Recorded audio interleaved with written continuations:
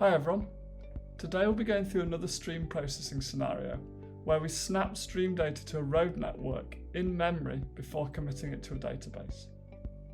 GPS data at best only has an accuracy of a couple of meters. To perform network analysis, points need to be aligned exactly on top of the road network. To do this, you can snap the points to the road network. Doing this on an unbounded high volume stream before it's committed to the database is beneficial, as it means the data can be filtered and cleaned before loading these huge volumes into the data store. In this demonstration, we're going to analyse vehicle movements on the primary routes only. So that's just the highway and the main arterial roads. Now the incoming data, this is around 50,000 vehicles, and these vehicles are reporting their location every 5 seconds. These vehicles are distributed all over the entire road network, so not just the primary routes, but also the secondary routes as well. So we're going to read from a Kafka endpoint, filter out vehicles on minor routes, and then snap vehicles on the major routes to the road network, so network analysis can be carried out downstream. Let's go look over in FME Desktop now at how this is all done. Okay, here we are in FME Workbench. Let's look at our data sources to begin with. So data source 1 is coming from a personal geodatabase, and we can look here.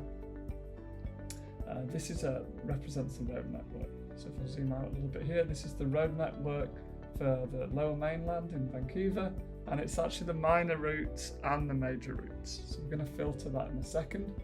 The bottom data source is our vehicle locations.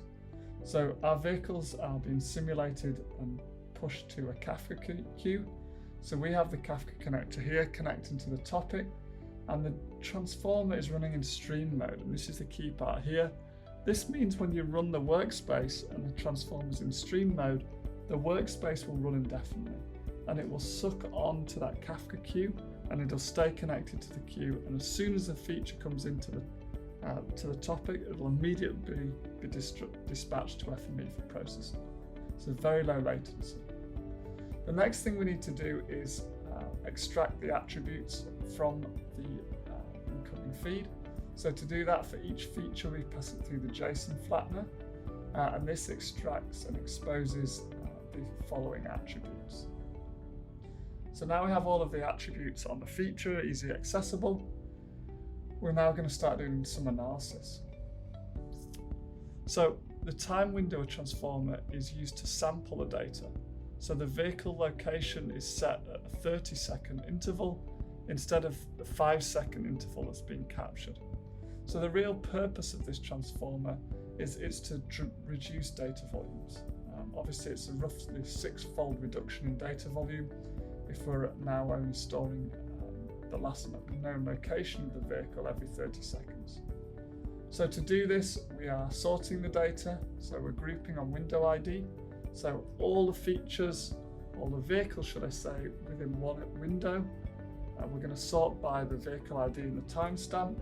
And once we know they're all sorted, then we can use the sampler to get the last known location of each vehicle within that time window.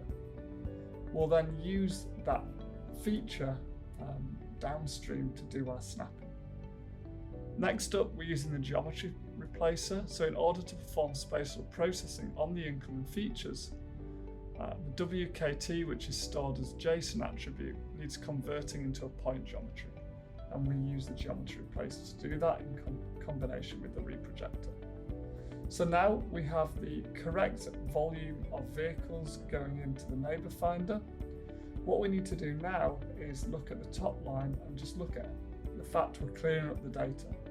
So as you can see here, we've got 88,000 road features coming in. Well, we only actually want to snap vehicles that are close to major routes. So this is the vehicle road type code here. So these are the main routes. And when we use that tester, you can see we've dropped the number of features down to around 22,000. Here we clean up the attributes, set the coordinate system, and now this is the crucial transformer really in this workflow. This is what's going to do the snapping for us. So using the neighbour finder, vehicles within 5 meters of the main routes are going to be snapped to the network. The other key thing to note here is we're merging the candidate on here to the point. So what that means is that attributes from the road are going to be transferred to the vehicle point. So this is really important because now each vehicle not only has information about the GPS points, but also on the same road there's going to be speed limit of the road it's on, the road name. So we're effectively denormalizing the data here before storing it out to, say, a NoSQL database. So, the end result here is one data point for each vehicle in the 30-second window, and only the vehicles on a major road are stored, and the road information is merged onto each point so the data can be loaded into a NoSQL database for further analysis. So that's everything for this workflow. Be sure to follow Safe Software for more quick stream processing demos, and check out the FME community for more in-depth tutorials and webinars. Thank you.